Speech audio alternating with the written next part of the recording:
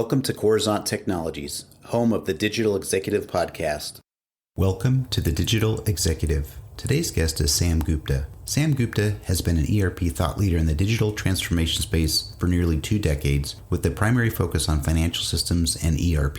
He has been part of large transformation initiatives for Fortune 500 corporations, but now spends his time consulting with subject matter experts as a principal consultant and CEO at ElevatIQ. Sam has been involved with startup ecosystems in the last 10 years and has experience in building and growing businesses from scratch. Sam regularly speaks at industry conferences and contributes his experiences through many popular blogs and publications. He also hosts a podcast called WBSRocks, focused on business growth through digital transformation and ERP, where he interviews top influencers and executives from ERP, supply chain, digital transformation, and accounting. Well, good afternoon, Sam. Welcome to the show. Thank you so much for having me, Brian. I'm so excited to talk to your listeners. Absolutely. And I'm so excited to hear your story today so we can share it out with our listeners. I appreciate that. And as a fellow podcaster, I'm sure you appreciate that as well. But this is really one of my favorite times of the day, is actually getting to speak to somebody on a podcast. So thanks again. And Sam, we're going to jump into the questions here. You've got quite the career in technology as a principal at ElevatIQ, and you're currently the host of this amazing WBSRocks podcast. I love it. Could you share with our audience the secret to your career growth and what inspires your podcast? Well, so secret to my career growth. I mean, I have always been sort of this curious guy who always wanted to learn everything. Okay, that's how curious I was. So I grew up in a business family where I got exposure to a lot of different things very early on. So talk about accounting, manufacturing, distribution, retail, all of that I was doing when I was roughly 10, 15 years old. I started doing this when I was 5. Okay. So by the time I went to my university and college, by that time I knew way too much than 20-year-old should know. Okay.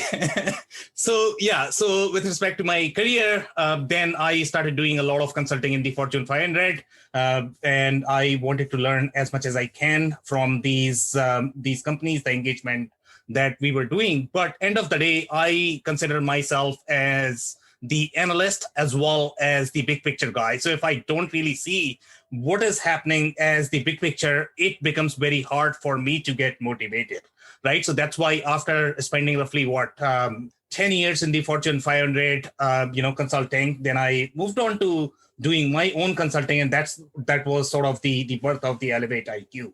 And as you know, we are in the ERP business. But now, with respect to the career that I had, again, I wanted to meet a lot more people, wanted to learn a lot more. And that's where I started this whole community concept called WBSRocks. So we have the podcast, and I get to meet a lot of exciting people. I'm always fascinated by the insight that they bring to the table. So again, with respect to the career, also with respect to WBSRocks, it's all learning for me. That's awesome. I love it. And your energy again, kind of maybe it relates back to your company name, Elevate, right? You elevate your energy, but I just totally love it. And thank you for sharing your inspiring career growth, what you've done over your career, and your launch of your podcast. So that's awesome. So Sam, as you know, everybody globally had to make these major shifts to adapt to this new normal, and hopefully we'll kind of go back to some semi-normalcy here in a few months, but maybe you could share with us what you've done in the past to help your organization stay relevant in this economy.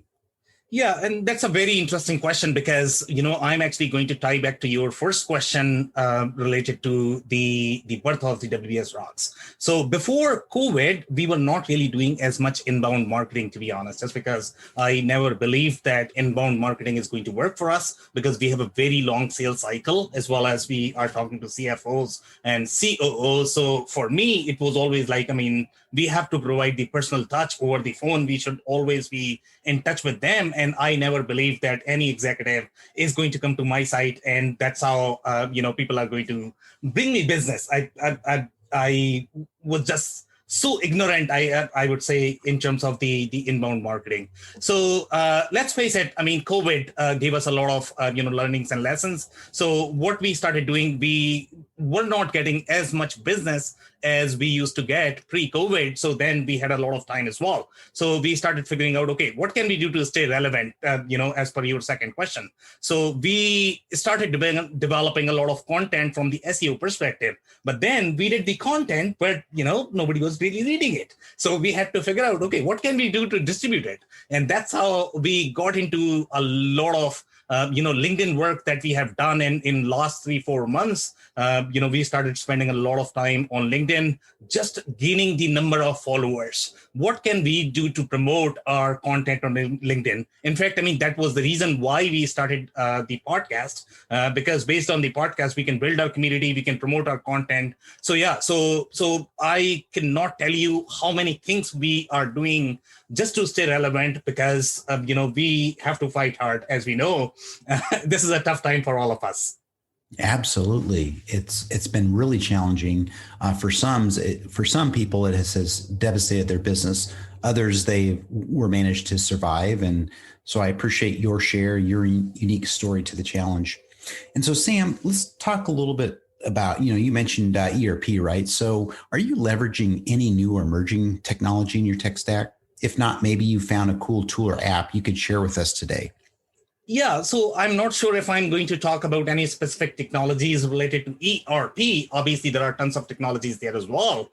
But what I am going to share is going to be slightly related to marketing, right? And this is one cool app that I found very recently. And I am always trying to find, okay, what are the opportunities that we can capitalize in the market? What are the new things that are coming from the sales and marketing perspective? What can we do to gain, larger market share? So I'm always into this marketing tech space. I'm always trying to talk to people and figuring out, okay, what can we do to gain our market share?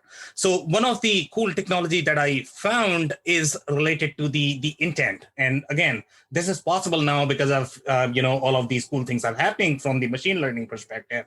So what the intent data can do for you is going to be, it basically analyzes all of the keywords that anybody may be searching. So in my case, it is going to be, let's say, the ERP demo, ERP implementation. So typically, traditionally, what majority of the businesses used to do is they will either have the organic, content such as your SEO or blog post. That's what you would do, or you are going to do paid media. In that case, you are going to be competing on these keywords. But with intent, what these algorithms can do, they can actually supply back your data. So what, the company that I'm talking about, I think they are called Lift Certain. So what they are trying to do is they are trying to overlay all of this search intent data with the names and emails. And so basically what I get is I get the email address of the person who's actually looking for an ERP. Can you believe that? So this is a massive opportunity for us. Otherwise, we would be spending a lot more in the marketing. So we are super excited to start this campaign, and I'm super excited about this stack as well.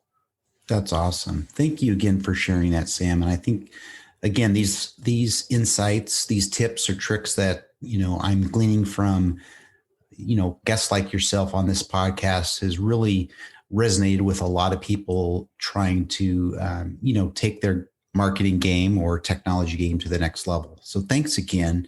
And Sam, last question here. Could you share something from your career experience that might be helpful for those looking to grow their career in either tech or leadership or entrepreneurship? Yeah, Brian, so that's a very interesting question. And one of the things that I like to talk about is the kind of mistakes that I have personally made in my career. Again, since I was curious, that could be good and bad, right? So being curious could also mean that you are running after every shiny object out there.